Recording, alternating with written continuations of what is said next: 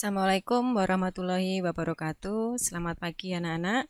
Hari ini kita akan belajar informatika, materi tentang algoritma dan pemrograman terstruktur. Untuk lebih jelasnya, mari kita simak tampilan PowerPoint tentang algoritma dan pemrograman terstruktur.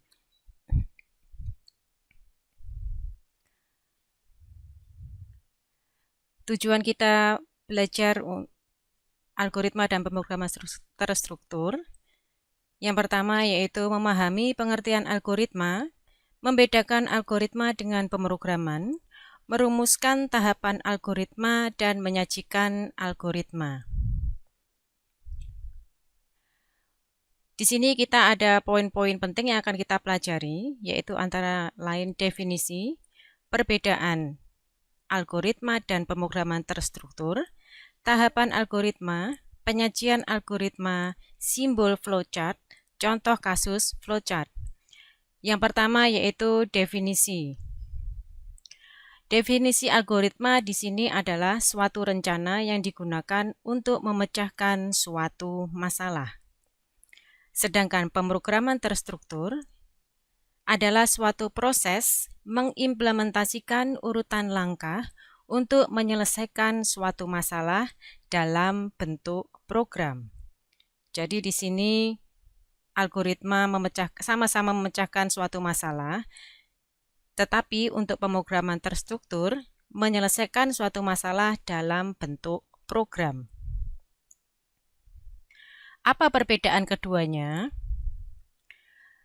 Perbedaannya program di sini adalah kumpulan pernyataan komputer. Yang kedua, realisasi algoritma dalam bahasa pemrograman. Yang ketiga, program adalah ditulis dengan menggunakan bahasa pemrograman. Yang keempat, implementasi dari bahasa pemrograman. Sedangkan algoritma adalah metode dan tahapan sistematis dalam program. Di sini algoritma merupakan hasil sebuah pemikiran berupa konseptual. Yang keempat, algoritma tidak tergantung pada bahasa pemrograman manapun. Yang kelima, dapat diterjemahkan ke dalam berbagai bahasa pemrograman. Itu untuk perbedaannya antara program dan algoritma. Poin yang ketiga yaitu tahapan algoritma. Di sini ada skema tentang tahapan algoritma. Artinya di sini ada 4 kotak, piranti masukan, unit pemrosesan utama atau sering disebut CPU, Central Processing Unit, piranti keluaran, dan memori. Di sini yang dimaksud dari skema ini, yang pertama, program dimasukkan ke dalam memori komputer. Selanjutnya, ketika program dilaksanakan atau dieksekusi, setiap instruksi yang telah tersimpan di dalam memori dikirimkan ke dalam unit pemrosesan utama atau CPU. Langkah selanjutnya, ketika program sudah dieksekusi oleh CPU, CPU mengerjakan operasi yang bersesuaian dengan instruksi tersebut. Bila suatu operasi memerlukan data dibaca dari piranti masukan. Sekali lagi, bila suatu operasi memerlukan data dibaca dari piranti masukan.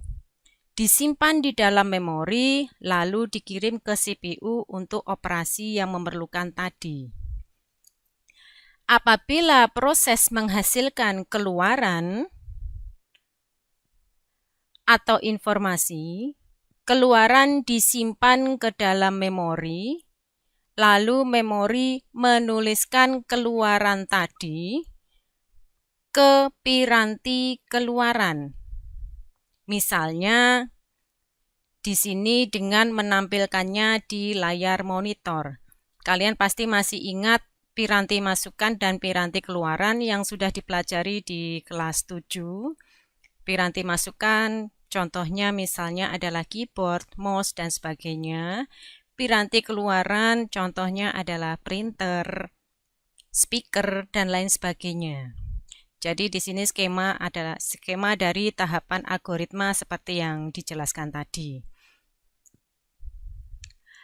Lanjut, poin berikutnya adalah penyajian algoritma.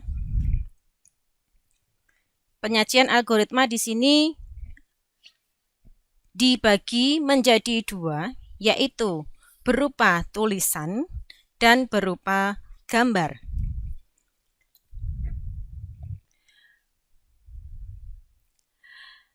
Algoritma yang disajikan dengan tulisan yaitu dengan struktur bahasa tertentu atau disebut pseudocode. Pseudocode. Algoritma berupa gambar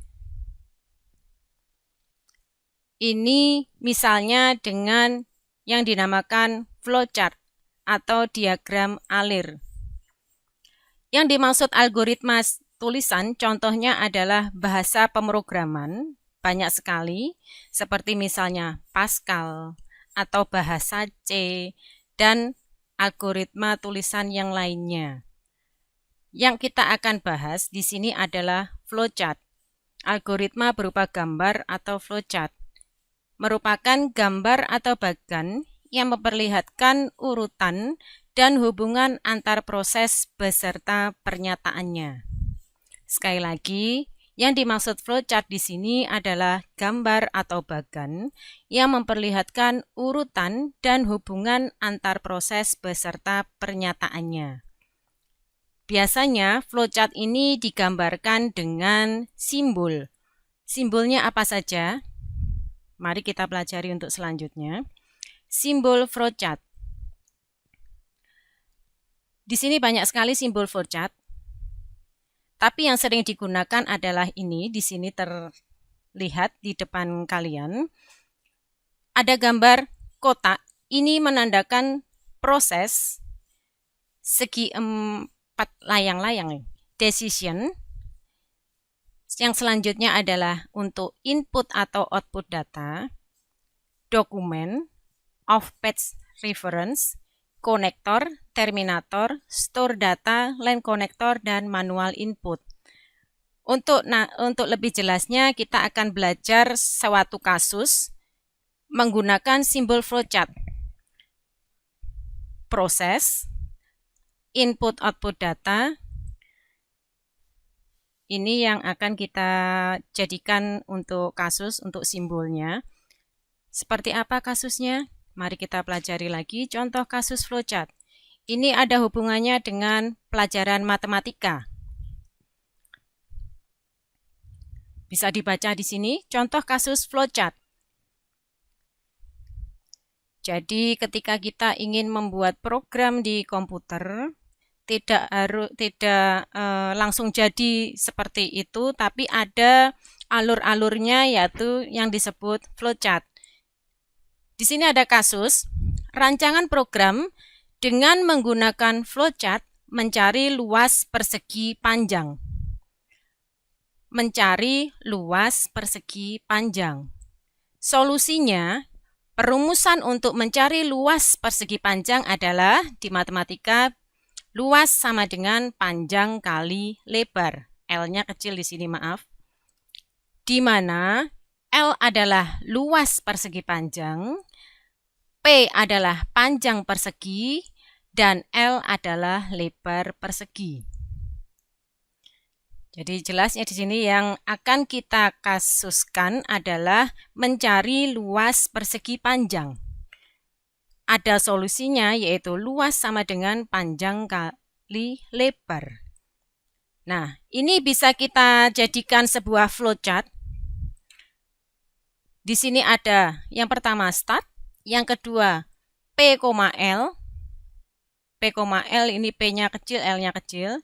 Yang ketiga L sama dengan P kali L. Titik di sini menandakan kali.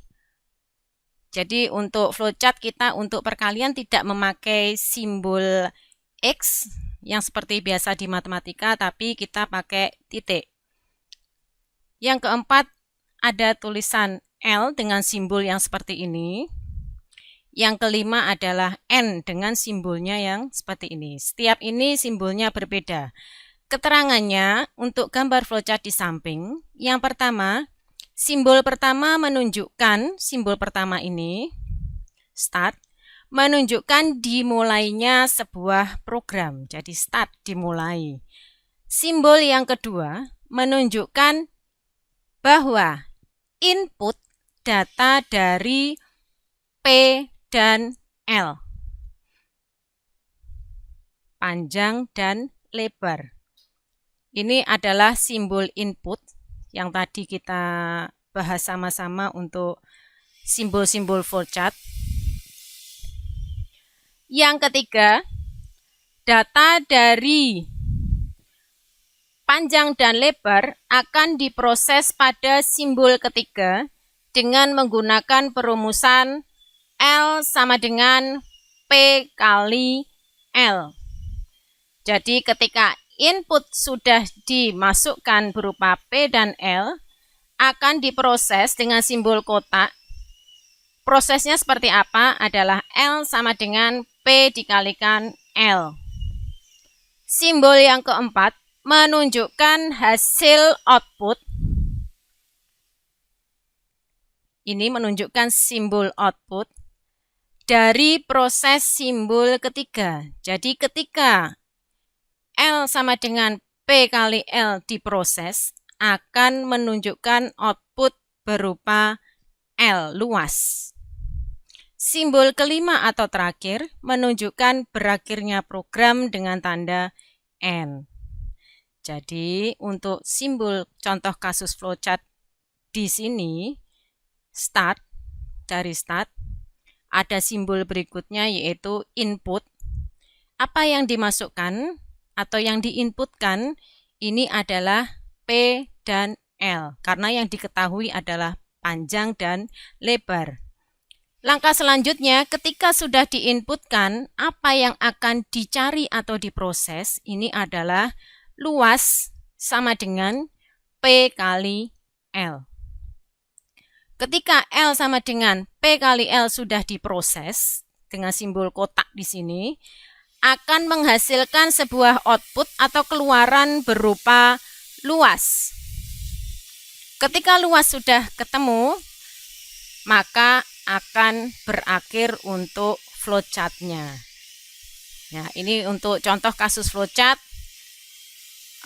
Studi kasus yaitu mencari luas persegi panjang. Jadi untuk algoritma pemrograman terstruktur itu kurang lebih mencari atau alur flowchart-nya seperti apa.